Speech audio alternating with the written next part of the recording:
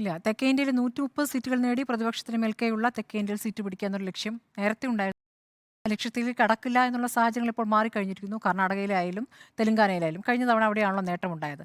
ആന്ധ്രയിലാണെങ്കിൽ രണ്ടു കൂട്ടർക്കുമില്ല. പക്ഷേ ഇത്തവണ തെലങ്കാനയിൽ നിയമസഭാ തെരഞ്ഞെടുപ്പിലെ നേട്ടം കൂടി ആന്ധ്രയിലേക്ക് പ്രതിഫലിപ്പിക്കാനാകുമെന്നുള്ള പ്രതീക്ഷ കോൺഗ്രസിനുമുണ്ട്. ഇപ്പോൾ കർണാടകയിൽ വന്ന് മോദി പ്രചാരണം നടത്തിയത് പ്രജ്വൽ രേവണയ്ക്ക് വേണ്ടിയിട്ടാണ്.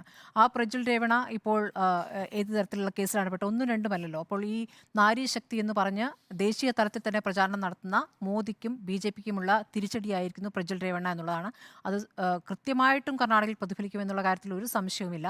അതോടൊപ്പം തെലങ്കാനയിൽ പറഞ്ഞ ഗ്യാരണ്ടികളൊക്കെ നടപ്പാക്കി എന്നുള്ള ആത്മവിശ്വാസം കർണാടകയിലും അങ്ങനെ തന്നെയാണ്. നിയമസഭാ തെരഞ്ഞെടുപ്പിൽ കൃത്യമായി ഗ്യാരണ്ടികൾ പറഞ്ഞുകൊണ്ടാണ് വോട്ട് തേടിയത്. ആ ഗ്യാരണ്ടികൾ നടപ്പാക്കിയിരിക്കുന്നു. പ്രത്യേകിച്ച് സ്ത്രീകൾക്കുള്ള പദ്ധതികൾ, അത് ശ്രദ്ധിക്കണം. സ്ത്രീകൾക്കുള്ള പദ്ധതികളാണ് അപ്പുറത്ത് പറയുന്നത്. ഇപ്പുറത്ത് സ്ത്രീകളെ ബലാത്സംഗം ചെയ്തു എന്നുള്ള കേസാണ്. അപ്പോൾ രണ്ടും പ്രതിഫലിക്കുമെന്നുള്ള കാര്യത്തിൽ ഒരു സംശയവുമില്ല.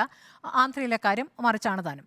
ഇനിയിപ്പോൾ നമ്മൾ ഈ ശതമാന കണക്കുകൾ നോക്കുകയാണെങ്കിൽ 1, 2, 3 ഘട്ടങ്ങളിലും ശതമാനം കുറവ്. ഇപ്പോൾ 4ാം ഘട്ടം ഇപ്പോൾ നമുക്ക് വന്നിരിക്കുന്ന വിവരമനുസരിച്ച് ഇപ്പോൾ 63% അപ്പോഴും കഴിഞ്ഞ തവണത്തെ ഘട്ടത്തിൽ വെച്ച് നോക്കുമ്പോൾ നല്ല വ്യത്യാസമുണ്ട് എന്നുള്ളതാണ്. ഇനി ചിലപ്പോൾ 5.6% വരെ കൂടിയേക്കാം. ഇപ്പോൾ ഈ പോളിംഗ് ശതമാനത്തിൻ്റെ കണക്കുകൾ തെരഞ്ഞെടുപ്പ് കമ്മീഷൻ പുറത്തുവിടുന്നതിനെക്കുറിച്ച് പോലും പ്രതിപക്ഷത്തിന് പരാതിയുണ്ട്. കാരണം അർദ്ധരാത്രിയോടുകൂടി പോളിംഗ് ശതമാനം പറയുന്നു, പിന്നീട് ഒരു ദിവസം കഴിയുമ്പോൾ വീണ്ടും വലിയ രൂപത്തിൽ പോളിംഗ് ശതമാനം ഉയർത്തി കാണിക്കുന്നു.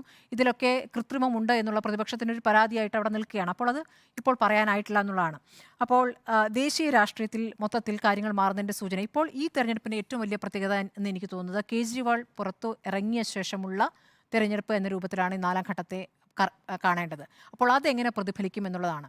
BJP നേതാക്കൾക്ക് മറുപടി പറയേണ്ട ഏറ്റവും പ്രധാനപ്പെട്ട വിഷയത്തിലേക്ക് തന്നെ, അതായത് മോദിക്ക് ഗ്യാരണ്ടി. മോദി ഒരു കാര്യം പറഞ്ഞാൽ അത് നടപ്പാക്കിയിരിക്കും. അതാണല്ലോ ജനം വിശ്വസിച്ചിരുന്നത്. അപ്പോൾ മോദി പറഞ്ഞ ഒരു കാര്യമാണ് 75 വയസ്സ് കഴിഞ്ഞാൽ ഇനി പ്രായാധിക്യമുള്ളവർ സജീവ രാഷ്ട്രീയത്തിൽ വേണ്ട എന്നുള്ളത്. അപ്പോൾ അത് തൻ്റെ കാര്യത്തിൽ അത് പ്രാവർത്തികമാക്കാതെ നുണ പറയുകയാണോ കേജ്രിവാൾ? അപ്പോൾ ആ ഗ്യാരണ്ടി ക്ഷമിക്കണം, മോദി ആ ഗ്യാരണ്ടി, ആ ഉറപ്പ് എവിടെ പോകുന്നു എന്നുള്ള ചോദ്യം അവിടെ നിൽക്കുന്നു. അത് കേജ്രിവാൾ ഉയർത്തിയ ചോദ്യമാണ്. അതിന് 1 മണിക്കൂറിന് ശേഷം അമിത്ഷായ്ക്ക് മറുപടി പറയേണ്ടി വന്നു. പല നേതാക്കളും BJPയിൽ നിന്ന് പുറത്തുപോയ നേതാക്കളടക്കം ഞങ്ങളൊക്കെ ഇങ്ങനെ പുറന്തള്ളപ്പെട്ടവരാണ്, ഞങ്ങളുടെ കാര്യത്തിൽ അത് നടപ്പാക്കി, പക്ഷേ മോദി അത് ചെയ്യില്ല, സ്വന്തം കാര്യത്തിൽ ചെയ്യില്ല എന്ന് പരസ്യമായി പറയുന്ന ഒരു ഘട്ടം വരെയുണ്ട്. അപ്പോൾ ഇതൊക്കെ തന്നെ പ്രതിഫലിക്കാൻ ഇരിക്കുന്നു എന്നുള്ളൊരു പ്രധാനപ്പെട്ട കാര്യമാണ്. അതോടൊപ്പം എന്താ പറയുക, കടുത്ത വർഗീയതയിലേക്ക് പോകുന്നു എന്നുള്ള കാര്യം. ഇന്നലെ പോലും അമിത്ഷാ പ്രസംഗിച്ചിരിക്കുന്നത് സോണിയാഗാന്ധി MP ഫണ്ടിലെ 70% ന്യൂനപക്ഷത്തിന് നൽകുന്നു എന്നുള്ളതാണ്. ന്യൂനപക്ഷ വിരുദ്ധമായ പ്രസ്താവനകൾ കൊണ്ട് മാത്രം ഇനി മുന്നോട്ട് പോകാനാവുകയുള്ളൂ. ഈ ഒരൊറ്റ വിഷയത്തിൽ ഊന്നി വേണം ഇനി മുന്നോട്ട് പോകാൻ എന്നതിലേക്ക് അവർക്ക് വിഷയദാരിദ്ര്യം വല്ലാതെ അനുഭവപ്പെടുന്നുണ്ട്.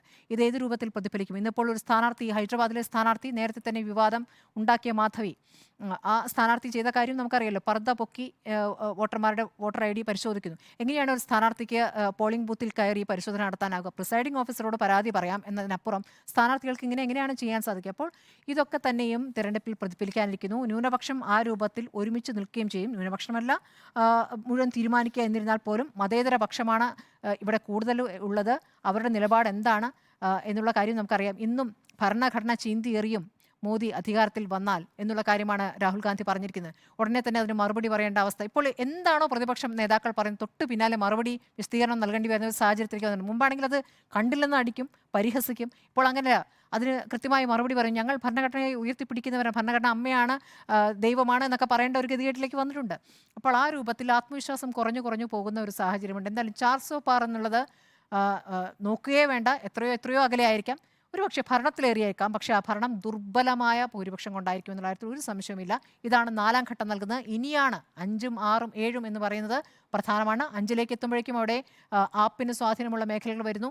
മാത്രമല്ല ഇനിയെടുത്ത 5ാം ഘട്ടത്തിലാകുമ്പോഴേക്കും കേജ്രിവാൾ ഒറ്റയ്ക്കായിരിക്കില്ല. കേജ്രിവാൾ, രാഹുൽ ഗാന്ധി, അഖിലേഷ് യാദവ് ഒക്കെ ഒരുമിച്ചുള്ള ഒരു പ്രചാരണം നമുക്ക് കാണാം.